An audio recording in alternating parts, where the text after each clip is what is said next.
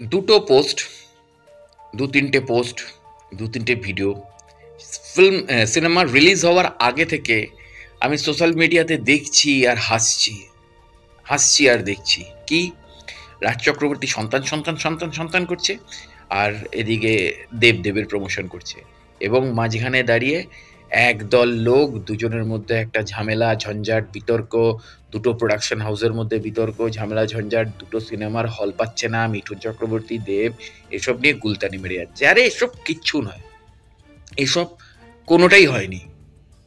এবং যে আলোচনাটা বা যে ভিডিওসগুলো হয়েছে, যে ছবির কথা বলা হয়েছে বা যে ধরনের আলোচনা করা হয়েছে, পুরোটা একটা, আমি সাজানো স্ক্রিপ্ট বলছি না, পুরো ব্যাপারটারই ডবল মিনিং তৈরি হয়ে গেছে। কে কাকে নিয়ে কি আলোচনা করছে? যদি বাবা মার মধ্যে ঝগড়া লাগে তখন তো উচিত সন্তানদের চুপ করে থাকা। ইয়েস।